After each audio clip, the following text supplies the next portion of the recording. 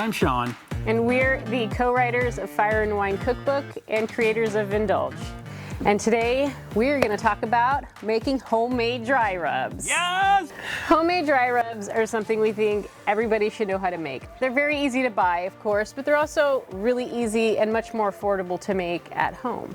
And with homemade dry rubs, depending on if you're using them for low and slow cooking or if you're using them for really hot grilling, there's just a few things to keep in mind, and we're going to talk to you about the three components that go into the kind of dry rubs that we like to make. So let's start with, are you grilling or are you going low and slow or barbecue? What's the difference? So when we're going to use a high heat, so let's just say a grilled steak, one of the things we shy away from is any kind of sugar, with a few exceptions like jerk spice or something like that, because the sugar will burn over a high heat. So when we're doing something like a steak, we try to focus on keeping it really simple with salt and some other herbal elements versus going low and slow like a shoulder or a brisket, where we may add a little bit of sugar in there and that sugar slowly caramelizes over time because of the low heat. So that's the first place we start. Are we grilling or are we doing something in that barbecue style? So one of the things that we like when it comes to smoked foods, for example, is I like to think about a ratio. I like to have some sweet, I like to have some savory, and I like to have some spice. So when it comes to savory would be things like salt, onion powder, garlic powder, chili powder, dry mustard, cumin, some of those things.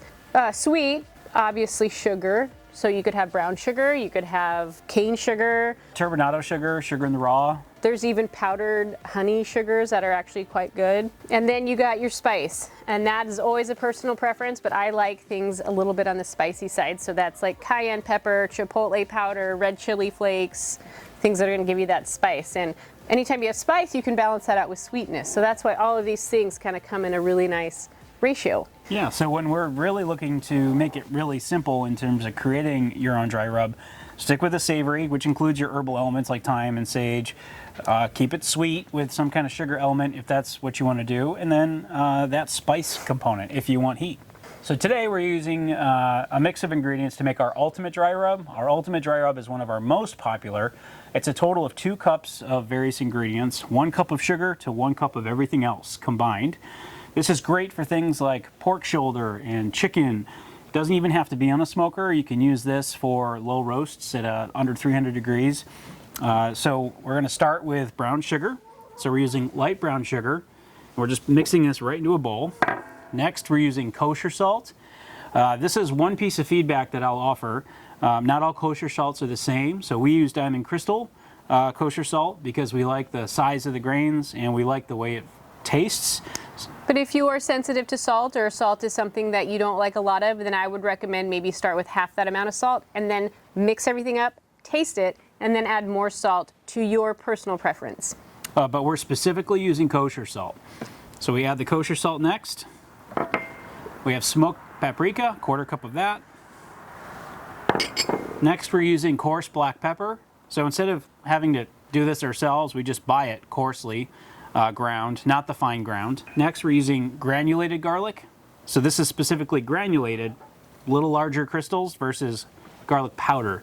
So I just want to be specific there. Onion powder, cumin, and we're ending with our heat, which is cayenne. So then we're going to take that, mix it all together. The colors are beautiful. And I tell you, when you put this on chicken, for example, it adds a beautiful color to the final product. Yeah, and once this is done, just simply transfer it into a mason jar and you can store it in your pantry for weeks. We're pouring this into a funnel and then we're going to store this in our mason jar, and this will last for several weeks. Thanks for watching. You can find the recipe for our ultimate dry rub and all of our other dry rubs over on Vindulge.com. Thanks for watching.